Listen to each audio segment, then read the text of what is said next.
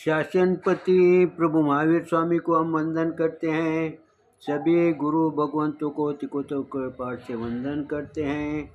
श्रद्धावान भाई और बहनों, आपके अंदर विराजित आत्मा को माजलगांव से सुभाष कोठारी का सादर प्रणाम, सादर तेजरी। उत्तराध्यायन सूत्र के 5वें वर्ग पर ये मेरा 28वां वीडियो है। कल हम 20वीं गाथा का चिंतन कर रहे थे। आज गुरु भगवान 21वीं गाथा के अंदर क्या कहा है? चिराजीनम नगीनीनम जड़ी संगाड़ी मुंडीनम इयानी वी न तयांती दुशीलम पर्यागयनम। गुरु भगवान प्रस्तुत गाथा के अंदर बताते हैं कि साधु अगर दुशील है, दुशील यानी सब दोषों से युक्त तो हर जीव रहता है, लेकिन जब साधुपना अपनाते हैं, जब दीक्षा लेते हैं, जब संसार से दूर हटते हैं, उस समय दुशील वृत्ति को दूर रखना पड़ता है, हमारे दोष को दूर करना पड़ता है। इसीलिए गुरु भगवंत कहते हैं, अगर साधु दुशील है, चाहे जिस किसी उत्कृष्ट वेश में हो, उसका वेश कैसा भी हो, या चाहे नग्न हो, चाहे जटाधारी हो, सिर मुंडता हो, या छाल यानी वस्त्र की शाल अगर पहनता हो, उसे दुर्गति से कोई बचा नहीं पाता। गुरु भगवान शास्त्रों के माध्यम से हमें समझाते हैं। ये कब समझा रहे हैं? उस समय उन्होंने अपने ज्ञान से देखा। उस समय ऐसे साधु संत थे क्या? उस समय निष्कपट यानी भद्रिक जीव थे। उन्हें छल कपट कैसा रहता इसका पता नहीं था, लेकिन गुरु भगवंतों ने उस समय अपने ज्ञान के माध्यम से ये जाना कि भविष्य में ऐसे जीव होंगे। कैसे जीव होंगे? वो जटा रखेंगे, सिर मुंडाएंगे, कपड़े बदलेंगे ऐसा, या कोई वस्त्र की छाल पहनेंगे, ऐसा कुछ भी बाह्य से अपना साधु वेश धारण किया तो भी उसे दुर्गति से कोई भी बचा नहीं पाता। बचाने वाला कौन रहता है? बचाने वाला हम स्वयं ही हैं, और डुबाने वाले भी हम स्वयं ही हैं। कोई किसी को डुबाता नहीं, कोई किसी से बचाता नहीं। यही बात यहाँ पर सिद्ध होती है। अगर हमें दुर्गति से अगर बचना है तो हमें ये जो दिखावा है, नकली मुखौटा है, जो दूसरे पर प्रभाव डालने के लिए हम पहनते हैं, वो नहीं चलेगा। वो तुम्हें दुर्गति में ही लेके जाएगा। ये बात हमारे व्यवहार में बैठती है क्या? ये बात हमारे व्यवहार में प्रति जीव के अनुभव में आती है।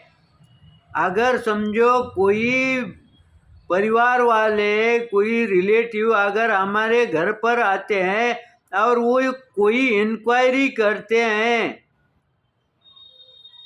बच्चे की, बच्ची की और कोई परिवार वाले की इंक्वायरी करते हैं, तब हम उन्हें सही दोष होगा तो हम उसको छुपाते हैं और उसे दूसरा ही अच्छे गुण दिखा के, दोषों को दबा के हम उसे रवाना करते हैं।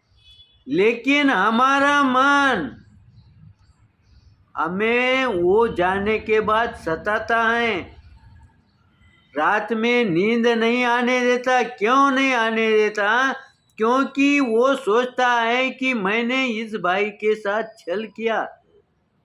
हम धंधे में भी किसी के साथ छल करते हैं, कपट करते हैं, उस दिन हमारे नींद हराम हो जाती है। ये हमारे अनुभव की बात है।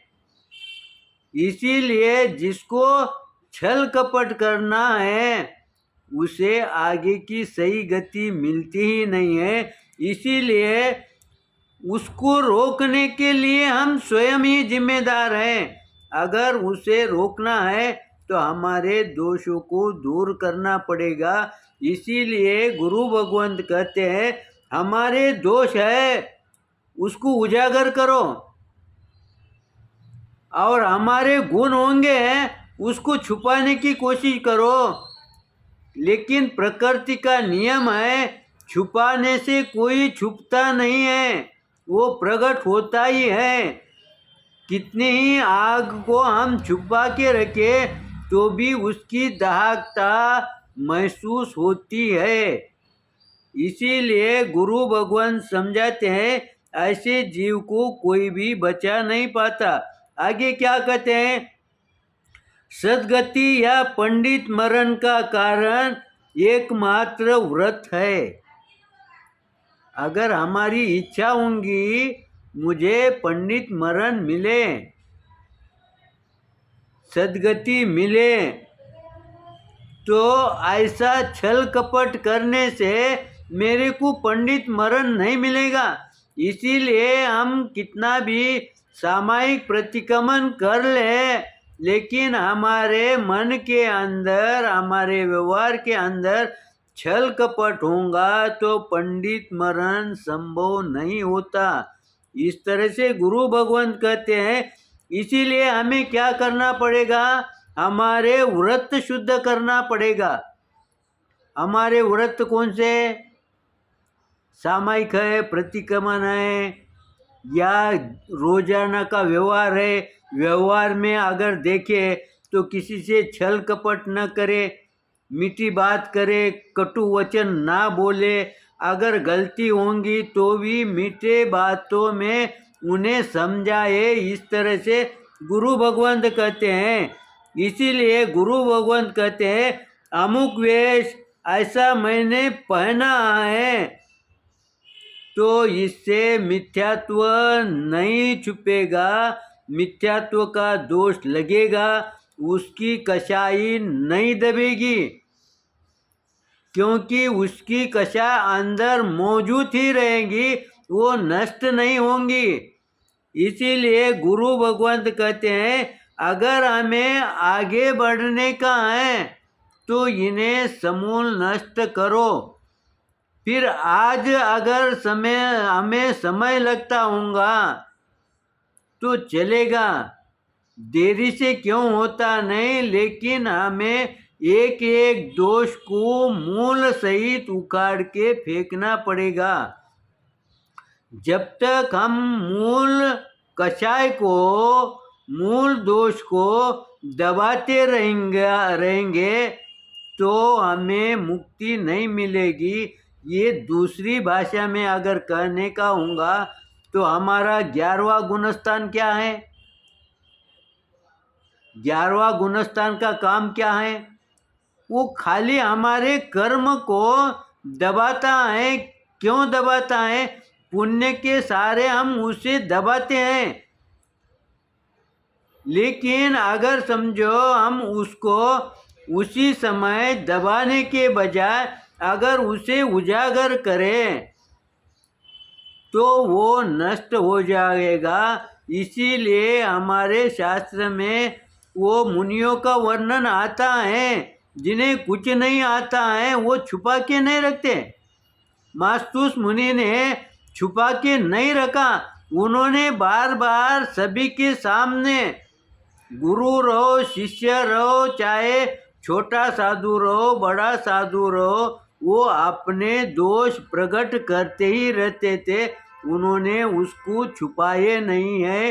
इसीलिए गुरु भगवान इस गाथा के माध्यम से हमें ये समझाते हैं हमारे जो दोष है उसको छुपाओ मत, उजागर करेंगे तो वो नष्ट होने में सहायक बनेंगे।